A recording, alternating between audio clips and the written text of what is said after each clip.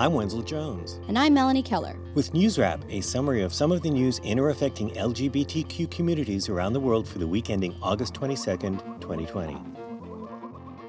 The Trump administration was on the wrong side of the law involving transgender people again this week. One day before a rule allowing healthcare providers and insurance companies to discriminate against transgender patients was set to take effect, it was blocked by Brooklyn-based U.S. District Judge Frederick Block. The Health and Human Services Department had tried to overturn provisions of President Barack Obama's Affordable Care Act that banned bias based on gender identity. On August 17th, Judge Block cited the recent Supreme Court rule banning anti-LGBTQ workplace discrimination. He wrote that, "It seems a sensible thing to reflect on the decision's impact." Since the Health and Human Services Department has been unwilling to take that path voluntarily, the court now imposes it. The ruling granted a request from the Human Rights Campaign on behalf of two transgender plaintiffs for a preliminary injunction to prevent the new Trump rule from taking effect until its constitutionality is decided. Another anti-trans law was blocked by another U.S. federal judge also on August 17th, this one in the state of Idaho. It prohibited transgender high school and college girls and women from participating in women's athletic competitions.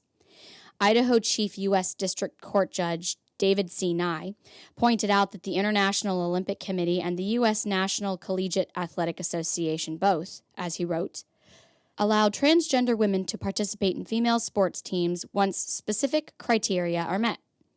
Ironically, Nye was appointed by President Trump in 2017. The American Civil Liberties Union filed suit in April challenging the Idaho law. Nye's temporary injunction prevents it from taking effect until a full trial can be held. According to Yahoo Sports, lawmakers in Alabama, Arizona, Georgia, and Tennessee have recently considered similar legislation. ACLU LGBT and HIV Project senior staff attorney Gabriel Arculas warned that if politicians in other states attacked transgender youth, they will face similar challenges. LGBTQ parents are also under attack by the Trump administration. The U.S. State Department is appealing a federal court decision that a married gay couple's baby born via surrogate in Canada is a U.S. citizen. U.S. District Judge Theodore D. Chuang ruled in June that Roe and Adiel Kaviti's daughter, Kesem, is automatically a U.S. citizen by virtue of her dad's legal marriage, just as she would be if her parents were heterosexual. The Kavitis are Israeli transplants who are now both U.S. citizens living in Chevy Chase, Maryland.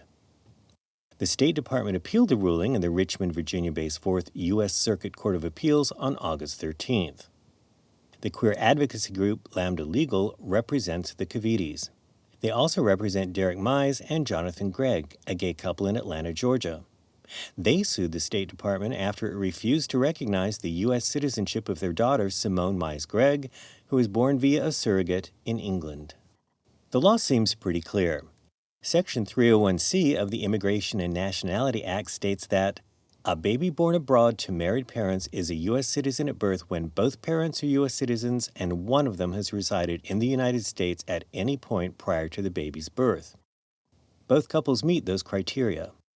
The Trump administration apparently does not want to recognize their marriages as legitimate. That flies in the face of the U.S. Supreme Court's 2015 marriage equality ruling. Meanwhile, the Supreme Court has scheduled oral arguments for November 4th in a case involving religiously affiliated adoption and fostering agencies that get taxpayer funding. It tests whether or not such organizations can reject applications from otherwise qualified same-gender couples. The Trump administration filed a legal brief in June siding with Philadelphia's Catholic Social Services. That agency challenged the city's anti-bias ordinance, which forced them to either accept same-gender applicants or lose city funding. Even when he may think he's doing the right thing, President Donald Trump still has a tough time. Trump announced a formal presidential pardon for Susan B. Anthony this week. The famous lesbian suffragist was arrested in 1872 and fined $100 for voting illegally. Outraged, and insisting that the Constitution already gave her that right, she declared, "I shall never pay $1 of your unjust penalty." And she never did. While Anthony worked to get pardons for other arrested suffragists, she saw her record as a badge of honor. She pointedly rejected any suggestion of a pardon for herself during her lifetime. Trump issued the pardon during the week's observance of the 100th anniversary of the 19th Amendment to the Constitution, which secured the right to vote for white women. His move was criticized as more of a lame effort to curry favor with female voters than to honor Anthony. A statement from the National Susan B. Anthony Museum and House in Rochester, New York, urged Trump to rescind the pardon and instead enforce and expand 1965's landmark Voting Rights Act and to speak out against any form of voter suppression. Trump is instead sounding false alarms about voter fraud, and the Republican-controlled Senate has declined to consider voting rights protections. In related news, the Gay Log Cabin Republicans group has once again lauded Donald Trump for his pro-LGBTQ+ record, apparently unconcerned that he lacks one. Board Chairman Robert Cabell wrote in an op-ed for USA Today, seriously, that Trump Republicans have advanced the rights of LGBTQ people while Democrats have ignored them. Trump tweeted that the endorsement was, "My great honor." As is his habit, he defied reality by claiming to be the most pro-gay president in American history. 2 Uganda government officials have been criminally charged with torture and degrading, inhumane treatment of 20 young LGBTQ people. Supporters say their homeless shelter outside Kampala was selectively targeted for a raid in March. The youths were charged with violating COVID-19 lockdown rules limiting public gatherings. They were held for weeks without access to legal counsel or the ability to apply for bail. Some of the detainees are HIV positive and were denied needed medications. Thanks to local activism and pressure from a number of international human rights groups, all 20 detainees were finally released without charge after 50 days in squalid conditions. The Ugandan government ordered each to be compensated the equivalent of more than $1,300. The queer supportive NGO, Human Rights Awareness and Promotions Forum, initiated civil proceedings after officials refused to file criminal charges. The civil case targets the state, the local town councilman who launched the raid and led the physical abuse, and a high-ranking prison official. Town Councilman Haj Abdul Kiyimba is seen in photos right after the raid whipping some of the detainees. He and prison officer Philemon Waniala will appear in court on September 23rd.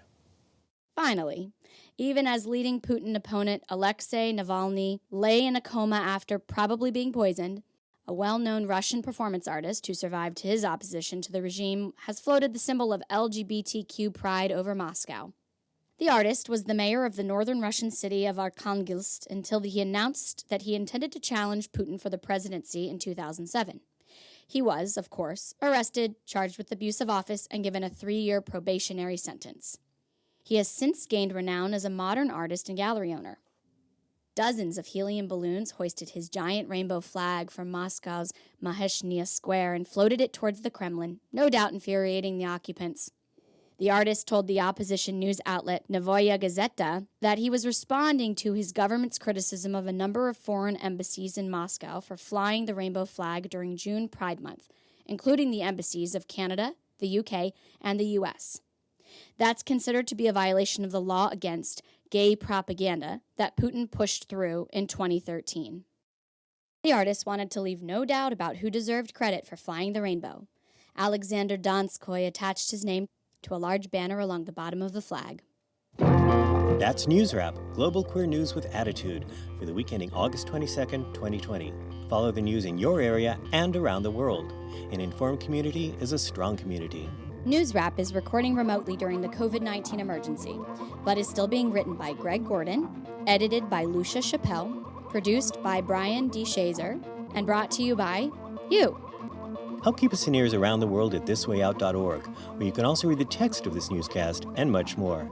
And you can listen to NewsWrap each week by subscribing to our This Way Out Radio YouTube channel. For This Way Out, I'm Melanie Keller. Stay healthy. And I'm Wenzel Jones. Stay safe.